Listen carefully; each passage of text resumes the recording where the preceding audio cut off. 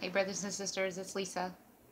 I have a number of things to share today. I hope you all are well, and thank you for your prayers and all of your support and your love.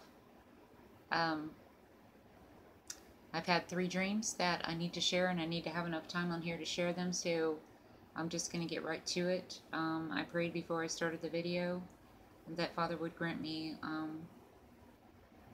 His words, His Spirit to deliver this message because it is a hard message. Um, But hold on for the third dream because I will tell that one. That's the one I had last night. There's always good news at the end of the road, and it was amazing when I realized what was happening. So I'll get right into it. I've got everything planned here, so I've got everything pulled up, so just bear with me as I go through this. On December the 10th, 2018, I had a very, very short, precise dream. In my vision, I saw up in front of me in bold, black, capitalized letters, United Kingdom. And I remember in the dream I asked, why am I seeing the United Kingdom? And I did not receive any words. There was nothing spoken, no answer. As soon as I finished my question, that went away, and the year 1948 appeared, bolded, in the same way. And in the dream, I said, what about 1947? In the dream, I was thinking about November 29th, 1947. So that was my question. And I did not receive anything else, and I woke up. So I wrote that down, and I looked up, I messaged a number of you, and I appreciate your input because I did not want to bring the dream forth until I received discernment on the matter and exactly what I was supposed to be delivering, if anything.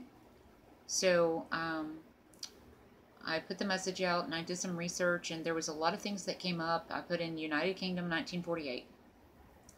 Well, there was a lot that happened in 1948 in the UK. So one of the things that I focused on that a lot of you sent, you looked at the same events I was looking at.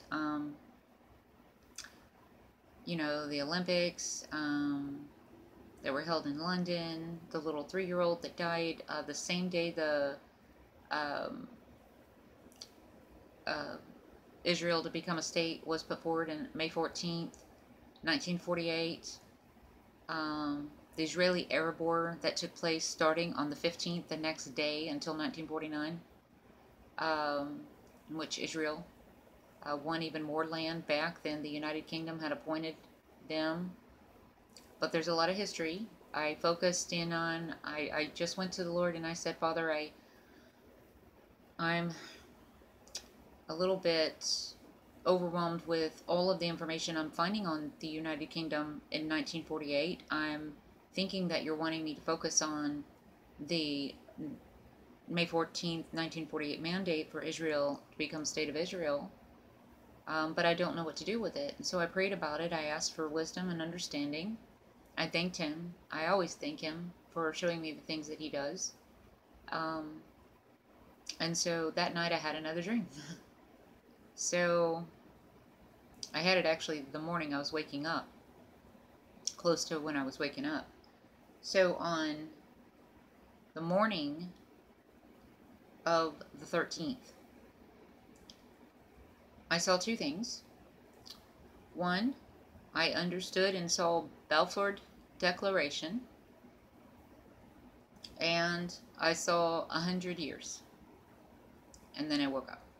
Dreams are very short.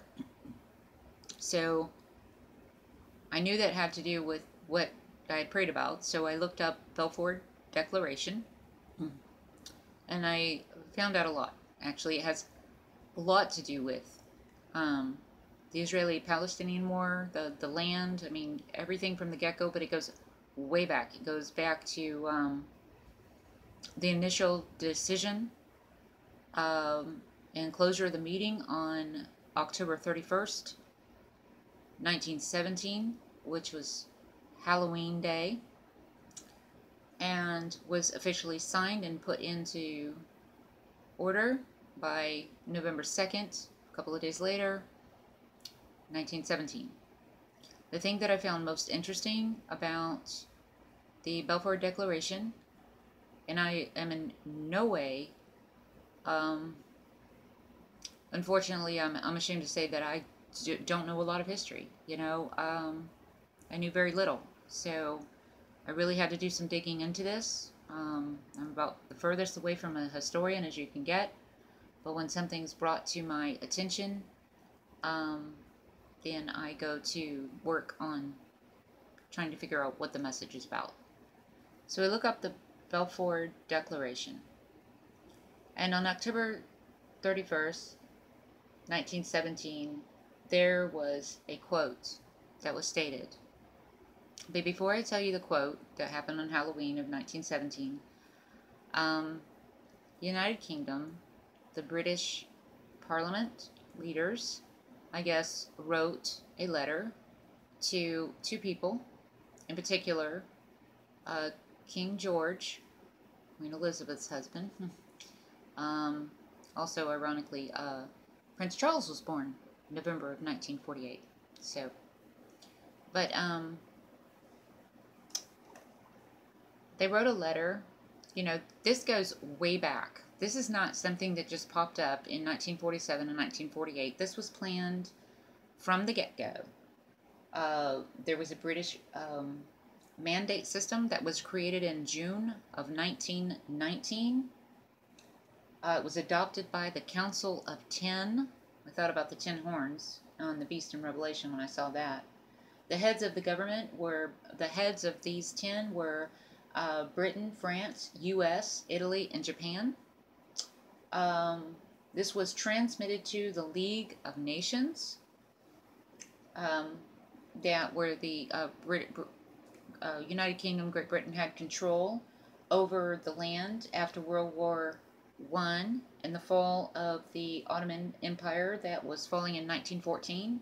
And then in 1919, the mandate system was put into place, and the British were given control over the Palestinian land, was what it was being called at the time, Palestinian state. And then the League of Nations was formed, and out of the League of Nations in 1945, the UN started forming because the League of Nations failed to. They said they were, implemented to prevent wars, but then World War II broke out. So then the UN was created, which we know as the United Nations. And all of this, the League of Nations shows it came out of Geneva, Switzerland, which was another place that I had a dream about.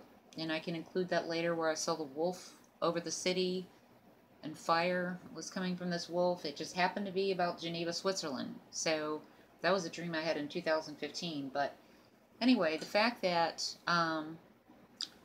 King George a letter was written to King George and to Lord Rothschild. I was trying to remember. Walter Rothschild. Rothschild.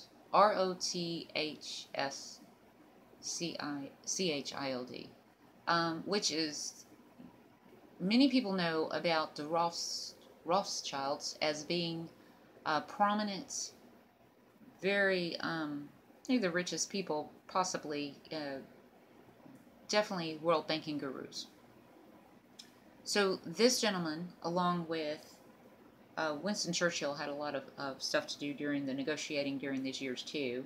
So the U.S. was involved, but not as much as the United Kingdom and dignitaries. They're dignitaries that were behind the scenes there. So they got together. I'm trying to make this as short as possible, and I call it the meeting. I guess you call it the round table meeting, where they all discuss a place for the Jewish people. And they had promised, the Palestinians in the area, certain things, and they promised the Jewish people certain things. Anyway, this is what's leading. The Balfour Declaration actually is what led to everything. The formation of the State of Israel, the wars that ensued, all the way up to modern day, 100 years later, 2017. But on October 31st, uh, Balfour, which was the gentleman, there's Lord Rothschild, there's Mr. Balfour. Um, let's see. Anyway, there was a quote stated by Mr. Balfour. He stated that he gathered that everyone was now in agreement that, from a purely diplomatic and political point of view, it was desirable that some declaration favorable to the aspirations of the Jewish nationalists should now be made. We need to pay attention to every word here. The vast majority of Jews in Russia and America, as indeed all over the world, now appeared to be favorable to Zionism. If we could make a declaration favorable to such an ideal, we should be able to carry on extremely useful propaganda both in Russia and in America. Well, I understood after reading a lot about this that a lot of the Jewish people, before World War II broke out and the Nazi camps and everything that happened with the Jewish people that were murdered,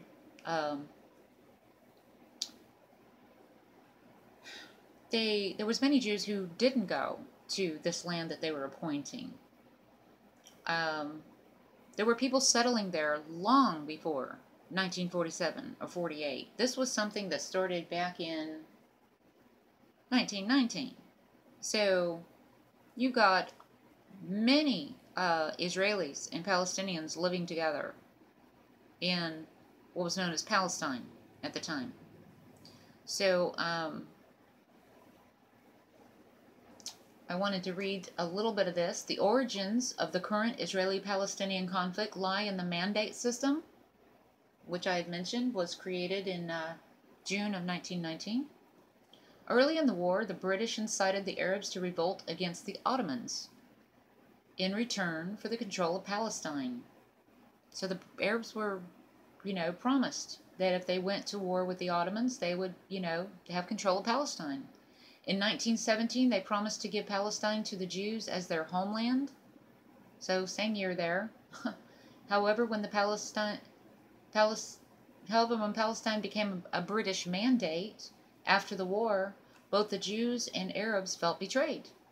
When Great Britain could no longer control Jewish-Arab conflicts, they pulled out of the mandate, and the Jewish state of Israel was partitioned from Palestine in 1948, further intensifying the situation, as in the Israeli-Arab War that took place the very next day, starting on May 15, 1948.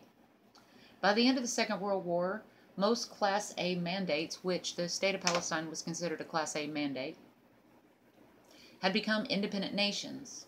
As the League of Nations had proven inefficient in its goals of preventing future wars, it was replaced by the United Nations. So here we are. I looked up, there was a lot mentioned there about Zionism and the October 31st infamous quote from Mr. Balfour himself, who was the lead writer for the Balfour Declaration, and saying that if we could make a declaration favorable to such an ideal, we should be able to carry on extremely useful propaganda, both in Russia and in America. So they've been working on this since Halloween of 1917. So 100 years later, 101, almost 102, 101 years later. So you've got Chaim Weizmann, Nahum Sokolhow, were instrumental in obtaining the Balfour Declaration from Great Britain, which promised British support for the creation of a Jewish national home in Palestine. So there's a lot of information. I got some of this information on Encyclopedia Britannica, but the death of Herzl, who was the first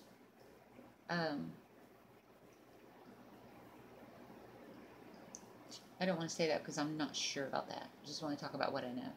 At the death of Herzl in 1904, the leadership moved from Vienna to colony and then to Berlin. Prior to World War One, Zionism represented only a minority of Jews, mostly from Russia, but led by Austrians and Germans. It developed propaganda. Here's another Encyclopedia Britannica uh, relating to the word propaganda. It developed propaganda through orators and pamphlets, created in its own newspapers, and gave an impetus to what was called a Jewish Renaissance in letters and arts. Somebody referred to it as there was a bunch of messiahs that came forth to call all the Israel people home. So they created the propaganda and all the pamphlets and the news, letters, and arts, and developed the modern Hebrew language. Largely took place during that period too. And then the failure of the Russian Revolution of 1905 and the way of pogroms and repressions that followed caused growing numbers of Russian Jewish youth to emigrate to Palestine. I mean, this was back since 1905. There was a lot of Jewish people that immigrated to Palestine. By 1914, there were about 90,000 Jews in Palestine, and 13,000 settlers lived in 43 Jewish agricultural settlements, many of them supported by the French Jewish philanthropist Baron Edmund de Rothschild. Rothschild. I didn't say that name, but anyway. I always wondered why, the Jewish people, there's a lot of the Jewish people that are not in support of Zionism over there, which is, more of, I guess, like the socialists. They wanted to, bring a new world, approach and incorporate all the religions. I mean, they had this view way back 100 years ago. They knew what they were doing. So, upon the outbreak of World War I, political Zionism reasserted itself, and its leadership passed to the Russian Jews living in England. Two such Zionists who had a great work in the Balfour Declaration, which was Chaim, Chaim Weizmann, Weizmann.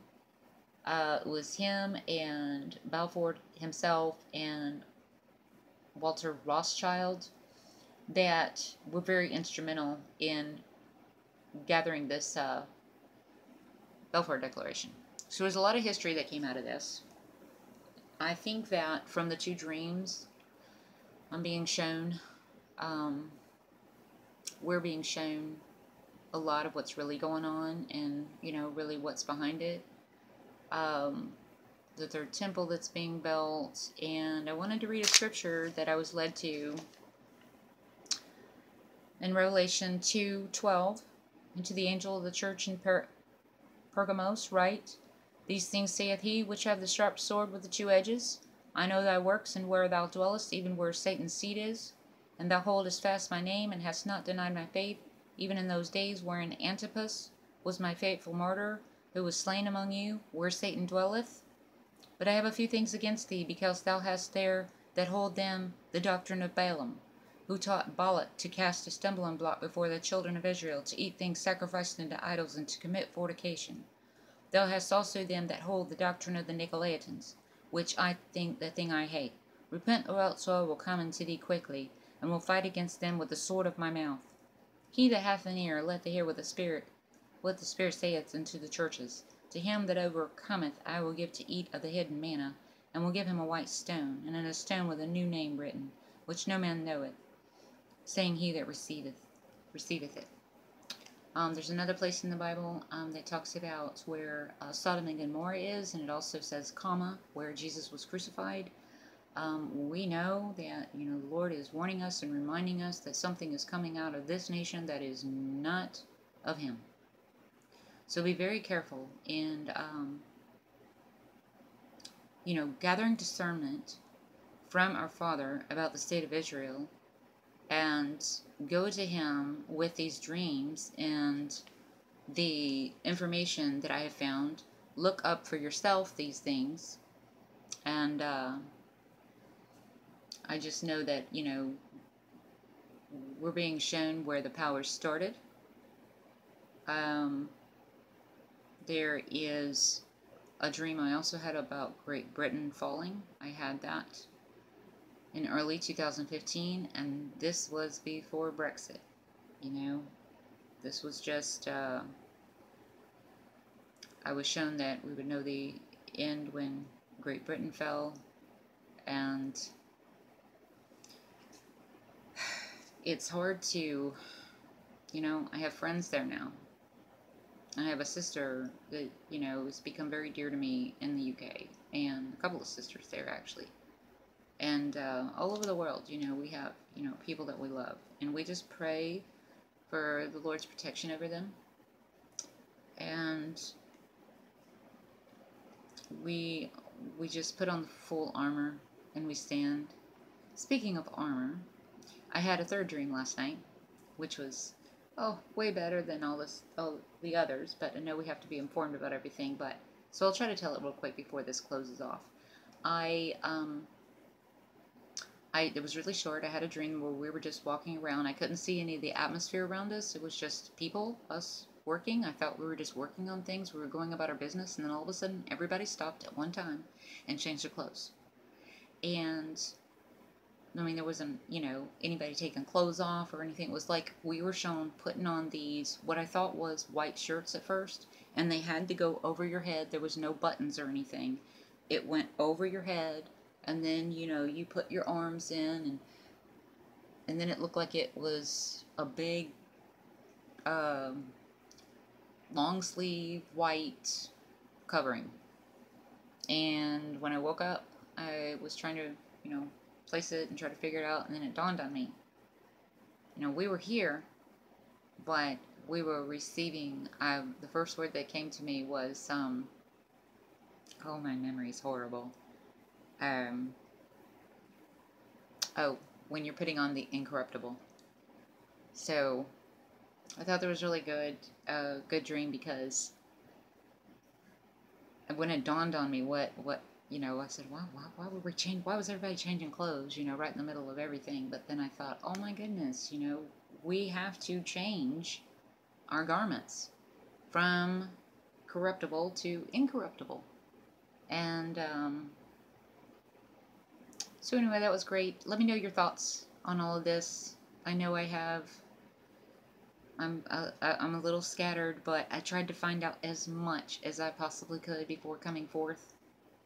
And I believe we're being shown these things as a warning as to watch the events that are coming, and to be very careful in your discernment of things, regarding everything that's going on in Israel right now. People who are involved, the leadership, the temple, the dedication of the foundation of the temple. Stay on alert. Hold fast to what thou hast, that no man take thy crown. Stay alert, stay awake, don't close your eyes. It hasn't ended on me yet, so my son called me the other day and said that his girlfriend's friend at work had a dream. Now, she hasn't received the Lord, but she's being warned of things that are happening. Our Father said He would pour out His Spirit on all flesh. The Lord is calling this woman right now. Her name is Heather, and we put her up in prayer. But she said in the dream that Teresa had told her to open her eyes, to not blink, or she was going to miss it. And then in her dream, the phone rang, so she's still in the dream, and she wakes up and answers the phone, and it is Teresa. And she said, "Where are you?" And she said, "I'm at the temple." And, or the church. I think she said the church. I'm at the temple or the church. Oh, I'm at the chapel. She said, "I'm at the chapel." And she knew that my son was there with her, because she could hear him. So Raymond and Teresa were at the chapel in this woman's dream, and she said Teresa told her the wedding is in 10 minutes. And so Heather, thinking that she was seeing some literal wedding, like my son and Teresa were getting married, Teresa and Raymond both told her, "No, what you're seeing is, I told you in the dream not to shut your eyes. Don't blink, because you're going to miss it. And the wedding is in 10 minutes, and they're at the chapel. This is biblical. This is, the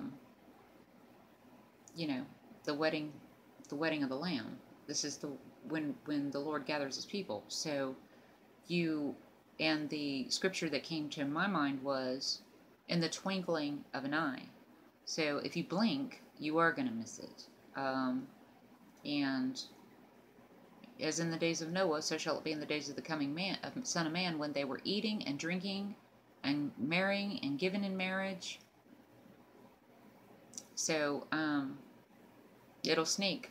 It'll come like a thief for those who are not watching. So, brothers and sisters, I know we're growing tired. Stay on the wall. This is what He's called us to do. I don't care how sick or how tired I am still going to get on and share and learn and show you everything that He's showing me. And I'm going to do it in faith. And I do pray before I give the message. I do my research. I know this message was delayed today. Promised you that I was probably going to do it this morning, but I still have more research to do. So, again, if you haven't had a reply to one of your messages, I'm sorry. Things have been, I'm dealing with, trying to get well, and the things that the Lord has me doing. My studies and my prayer and my ministry. All of that comes first and what He has to do, and then I can message and talk. But, this comes first because, I have a purpose and that I've been called to do this. And I was told that, I was more concerned about what everyone else thought instead of what He thought. So I kind of just put the phone down, put the messaging down, put the emails down and everything, and I went to work. So sometimes we just have to get ourselves back in line. But I love you all, and I message you when I can. God bless you all, and thank you for your prayers. I love you all so much. God bless. Talk to you soon. Bye-bye.